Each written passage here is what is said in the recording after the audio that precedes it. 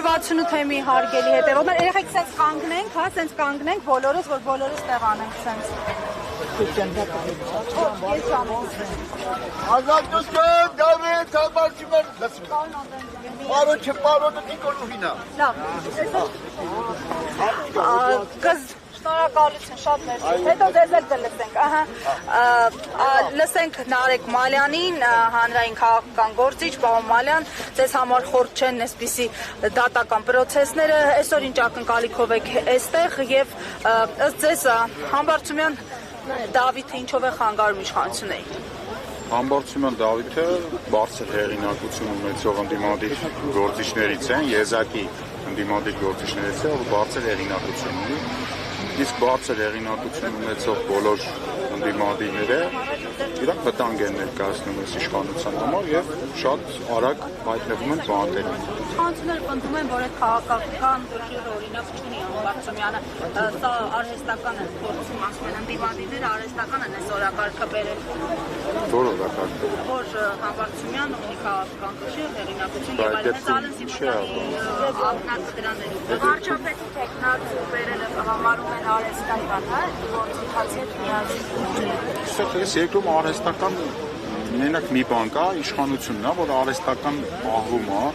ընդ որում արդեն երևի կարծում եմ ոչ մեկ համար գաղտնիք չի, որ պահվում է դրսի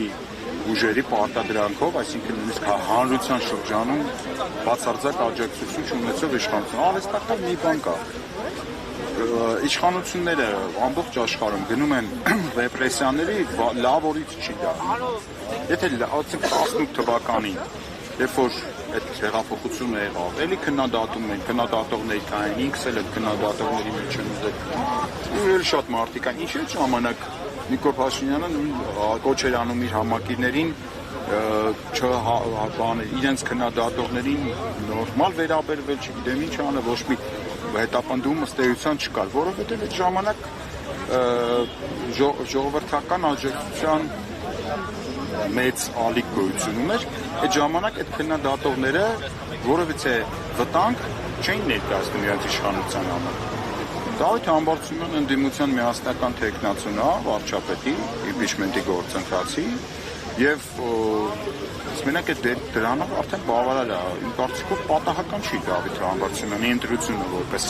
թեկնածու։ Իսկ պատահական մարդ չի։ Դավիթ Համբարձումյանը այն մարդն է, ով 2018 թվականից հետո ջախջախիչ հաղթանակ կատարել է համայնքում։ Ջախջախիչ հաղթանակ։ Երբեք չհամակերպվեց, հա, Նիկոլ Փաշինյանի իշխանության հետ հենց այն ամենասկզբից, երբ որ բարձր էյֆորիա էր։ Բայց չհամակերպվելու բան կա դե։ Այսինքն բոլոր այն մարդիկ, ովքեր համակերպվում են, ինչ-որ երևի շահերի կամ բանը չէ, բայց Դավիթին որպես նաև անհատ եմ ճանաչում, այդպես շատ այսպես զիգսարթ տղամարդկանց տեսակին է պատկանում, այդպես հանձնվող չի, այո, իհարկե հանձնվող չի։ Եվ այսպիսիներ էլի կան մեր կողքին, մեր ընկերների մեջ կան։ Ռեպրեսիվ ապարատը այսպես ավելի է ահագնանում։ Մենք տեսնում ենք մարդկանց, հա, ովքեր նաև կամ հիվանդություն ունեն, իրենց է սկսում հետապնդել, կալանքի տանել, կամ չգիտեմ, տանում են հիվանդանոց, հետո նորից հապամամիջոցը կալանք են կիրառում, կունտունիկի նման, հա, կարծես, եւ նաև հացադուլի մեջ գտնվող անձանց մասով մենք տեսնում ենք Նարեկ Սամսոնյանի հետ ինչ է կատարվում։ Ռեպրեսիոն մեխանիզմը անխափան աշխատելու այնքան ժամանակ, քանի դեռ ընդդիմության հիմնական առաջնորդային հատվածը որդեգրել է ռեակցիոն քաղաքականություն։ Այսինքն Նիկոլ Փաշինյանը մի հատ ինչ-որ հիմարություն անում, ընդդիմադիրների հետ մի հատ հատված կա, զբաղվում է այդ հիմարությանը պարզագանքելով պատասխանելով։ Այս անունը դնում են քաղաքականություն։ Քանի պրոակտիվ, ոչ թե ռեակտիվ, այլ պրոակտիվ քաղաքական գործընթացներ չկան, քանի նախաձեռնությունը ընդդիմությունը չի վերցնում իր ձեռքը։ Ասենց միշտ դեզ են բռնելու, ինձ են բռնելու նորից։ Փաշինյանի նյարդերն են կարծես տալու։ Իսկ մեր խնդիրը Փաշինյանի նյարդայնացնելն է։ Չէ, բայց կարծում եմ մի քիչ ավելի ուրիշ է, չէ։ Մի փոքր ուրիշ է։ Բայց ինքն էլ կարծես թե չի կարողանում արդեն դիվանալ, հա, այդ ճնշումներին, ադրբեջանա թուրքական եւ այլը եւ մենք Մենակ տեսնում ենք, որ Ադրբեջանացի, իրավիճակում է Ադրբեջանացի։ Սահմանադրական կարգ է ստեղծան տապալը։ Հրեաներ են։ Սահմանադրության կարգը տապալում եւ դա նոր չի տապալվում։ Դա տապալվել է ժամանակվեց մինչեւ հիմա։ Այսինքն ինչը ճնշումները գիտեք մենք չենք հավաքվել որ Փաշինյանի ճնշումը բարձրացնենք մենք հավաքվել ենք որպեսզի իրեն հեռացնենք իշխանությունից նորմալ ապրել։ Ինչ։ Ես ամեն ինչ անում եմ որպեսզի դա տեղի ունենա վարկյան առաջ։ Նիկոլ Փաշինյանը կհեռացվի այն ժամանակ, երբ որ ընդդիմությունը առաջին հերթին համախմբվի, իրապես ցանկություն հայտնի Նիկոլ Փաշինյանին փոխելու, դրանից մի ժամ հետո Նիկոլ Փաշինյանից նետարը կմնա։ Համախմբվել են ընտրությունների օրակարգի շուրջ, նախընտրական փուլեր են ստացվել, բոլորի մոտ նախընտրական աժոտաժ։ Ներեք, ինչ նշանակում համախմբվել ընտրությունների օրակարգի շուրջ։ Ուրեմն ձեզ տեղեկացնեմ, հարգելի հանրություն։ Ընտրությունների օրակարգի շուրջ աշխարհում երբեք ոչ միտեղ ոչ մեկ չի համախմբվում։ Ընտրությունները իրանք մրցակցային process են, ընտրությունը պարակտող ըստ էության գործընթաց է։ Անհնար է համախմբվել ընտրությունների շուրջ։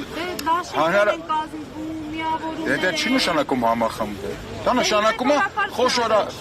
այսինքն անհատ ձեռներեցները մի քանի ՑՊ են դառնում, դա չհամախմբում չէ։ Դա եղավ, ասենք, մի քանի ուղղություններով մանր-մունր էնել կներեք խիստ կասկածում եմ որոշ ընդդիմադիրների ցանկության վրա Նիկոլ Փաշինյանին փոխելու խիստ կասկածում եմ։ Ասեք։ Ավարտեցիք։ Ալեքս Սիմոնյանն ասում է, որ 2026 թվականին նրանք 54%-ից էլ բարձր ձայներ են ունենում։ Արեն Սիմոնյանը, Ձայներ են հավաքելու, քան 2021 թվականին։ Եթե ամեն ինչ շարունակվի այսպես, այսինքն ընդդիմության պարապուրդը այսպես այն հատվածի, որը առաջնորդության ներկայացրել, շարունակվի այսպես, կարող ավելի շատ է հավաքել։ Այսինքն ոչ մի բան չկա այս կողմում։ Իսկ այն կողմում ակտիվ տենում են, ինչ ասած անում են, քաղ բադարկյալներ, ձերբակալ։ Ելույթներ են ունենում, դες ասեմ, ընդդիմադիր սուր ելույթներ են ունենում։ Դե այդ ընդդիմադիր սուր ելույթներով թող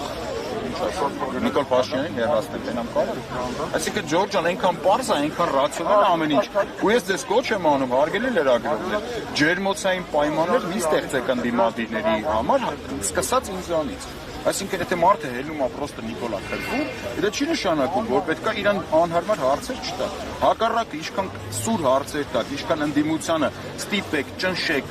բզեք, այնքան իրանք կաշխատեն, այնքան արդյունք ավելի շատ կլինի, այնքան ավելի լավ կլինի ամեն ինչ։ Այդ ջերմոցային պայմանները, որ ստեղծում են, հասկանում են բարոյական տեսանկյունից, մտածում ենք դեմա մարդ են, մեղք են, տանջված են, հալածված են, բայց դեմա տենց էլ պարապուրդ են, արխային են ընկնում, այսպես ասած, պարապուրդ են մարդը։ Անընդհատ պետք է պահանջատեր լինենք։ Մինչև այդ հողը մենք չհերկենք, չպարարտացնենք, ընդեղից նորմալ ընդդիմադիր ինչ չի ծալելու ժողովուրդը։ Դե գոհ են շնորհավորում եմ բոլորին, ովքեր գոհ են։ Ինչ ասեմ, շնորհավորում եմ։ Շնորհակալություն։